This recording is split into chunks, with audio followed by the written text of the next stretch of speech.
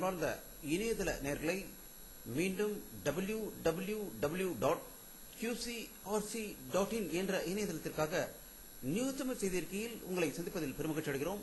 இன்று 16 ஆகஸ்ட் 2009க்கான முக்கிய செய்திகளை தற்போது பார்க்கலாம். டெல்லியில் நீதிபதிகள் மற்றும் மாநில முதல்வர்கள் மாநாட்டில் பேசிய பிரதமர் மன்மோகன் சிங் அவர்கள் நீதித்துறையில் காலியாக உள்ள 3000 இடங்கள் உடனடியாக நிரப்பப்படும் என்றும் உலகிலேயே இந்தியாவில்தான் அதிக அளவில் வழக்குகள் தேக்கத்தில் உள்ளன என்று அவர் கூறியதாக டெல்லியிலிருந்து தகவல்கள் வெளிவந்து கொண்டிருக்கிறது.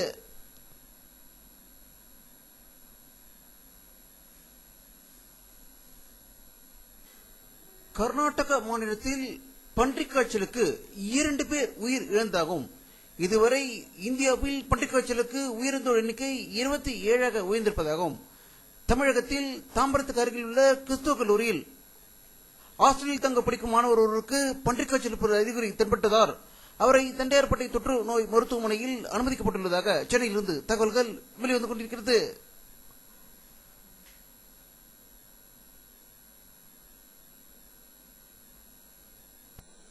திமுக தலைவர் கருணாநிதி என்னை திருமதி என்று சொல்வதை பற்றி நான் கவலைப்படவில்லை என்றும், மைனாரிட்டி திமுக அரசு என்பதை சொல்வதில் எந்த தவறும் இல்லை என்றும், இப்பொழுது அரசு மைனாரிட்டி அரசாகவே இருப்பது தமிழக மக்கள் அனைவரும் நன்றாக உணர்ந்திருக்கிறார்கள் என்றும், பெண்களை இழிவுபடுத்தி பேசிக் கொண்டிருக்கும் கருணாநிதியை கண்டித்து போராட்டம் நடத்த இருப்பதாக அதிமுக பொதுச்செயலாளர் அவர்கள் செல்வி ஜெயலலிதா அவர்கள் அறிக்கை வெளியிட்டிருப்பதாக சென்னையிலிருந்து தகவல்கள் வெளிவந்து கொண்டிருக்கிறது.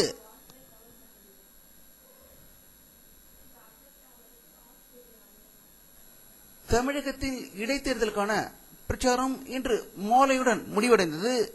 தமிழக துணை முதல்வர் திரு மு.க. ஸ்டாலின் அவர்கள் போகூர் தொகுதியில் மக்களிடம் பேசும்போது அதிமுக பொதுச்செயலாளர் செல்வி ஜெயலலிதா அவர்கள் தேர்தலில் போட்டியிடாததற்கு அவர்களுக்கு உரிமை இருக்கிறது என்றும், ஆனால் பொதுமக்கள் ஓட்டு போடக்கூடாது என்று கூறும் உரிமை அவருக்கு இல்லை என்று அவர் பேசியதாக போகூரிலிருந்து செய்திகள் வெளிவந்து கொண்டிருக்கிறது.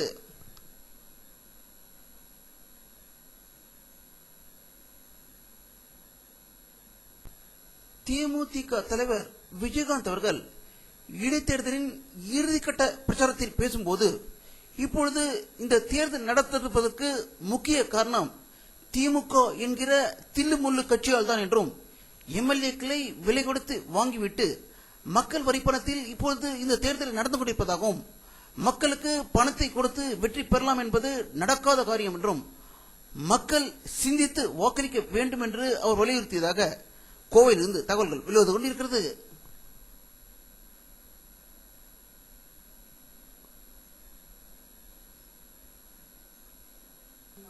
அதிமுக மகளிர் அணி செயலாளர் வளர்மதி அவர்கள் தலைமையில் பன்றிக் காய்ச்சல் பரவுவதை தடுக்க தமிழக அரசு தவறிவிட்டதாக கூறியும், உடனடியாக அதற்கான முன்னெச்சரிக்கை நடவடிக்கைகளை எடுக்க வேண்டும் என்று கூறி சென்னையில் மாபெரும் ஆர்ப்பாட்டம் நடந்ததாக சென்னையிலிருந்து தகவல்கள் வெளிவந்து கொண்டிருக்கிறது.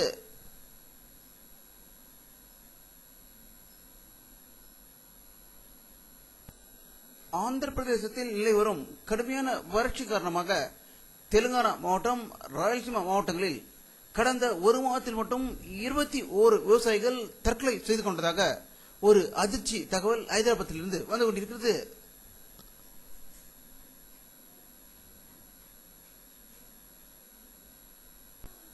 வளைகுடா நாடுகளில் ஒன்றான குவைத்தில் ஒரு திருமண வைபவத்தில் நடைபெற்ற பயங்கர தீ விபத்தில் 3 நிமிடத்தில் 41 பெண்கள் மற்றும் குழந்தைகள் உயிரிழந்ததாக ஒரு அதிர்ச்சி தகவல் வெளிவந்து கொண்டிருக்கிறது.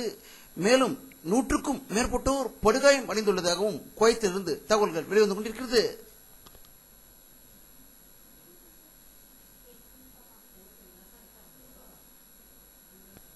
ஆப்கானிஸ்தானில் அமெரிக்க ராணுவத்தினர் தாலிபான்கள் மீது நடத்திய கடும் தாக்குதலில் 38 தாலிபான்கள் கொல்லப்பட்டதாக காபூலில் இருந்து செய்திகள் வெளிவந்து கொண்டிருக்கிறது.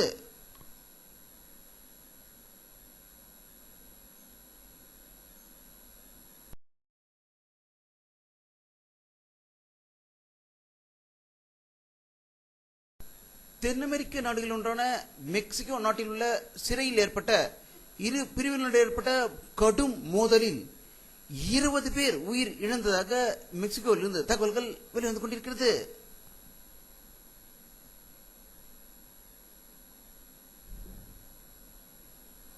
ரஷ்யாவில் நடந்த விமானப்படை சாகச நிகழ்ச்சியில் 2 விமானங்கள் நேருக்கு நேர் மோதிக்கொண்டதில் ஒரு விமான பைலட் உயிர் இழந்ததாக மெக்சிகோவிலிருந்து தகவல்கள் வெளிவந்து கொண்டிருக்கிறது.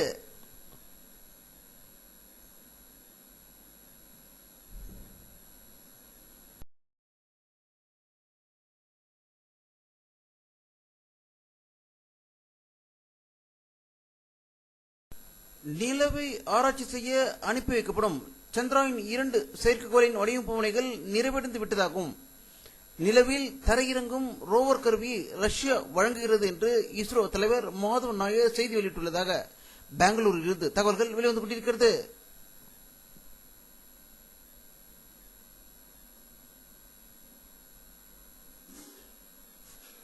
வானிலை அறிக்கை 16 ஆகஸ்ட் 2009 பிற்பகல் 2:30 மணி ஏற்பட்ட சேட்டலைட் புகைப்படத்தை தற்போது பார்த்துக் கொண்டிருக்கிறீர்கள். தமிழகத்தில் மேகமூட்டங்கள் அதிகம் காணப்படுகின்றன. இலங்கைக்கும் தமிழகத்துக்கும் இடையில் மேகமூட்டங்கள் அதிகமாக இருக்கின்றன. அதேபோல் சேலம், ஈரோடு, கிருஷ்ணகிரி மாவட்டத்தில் அதிக மேகமூட்டங்கள் காணப்படுவதால் மழை பெய்வதற்கான வாய்ப்புகள் அதிகம் என்றும் பல இடங்களில் மழை பெய்து கொண்டிருப்பதாகவே தகவல்கள் வெளிவந்து கொண்டிருக்கிறது.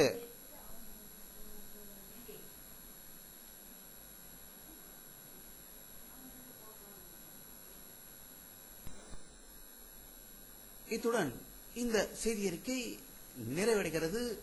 மீண்டும் நியூஸ் தமிழ் செய்தி அறிக்கையில் உங்களை சந்திக்கும் வரை உங்களிடமிருந்து விடை பெறுவது உங்கள் கே பாலாஜி. நன்றி.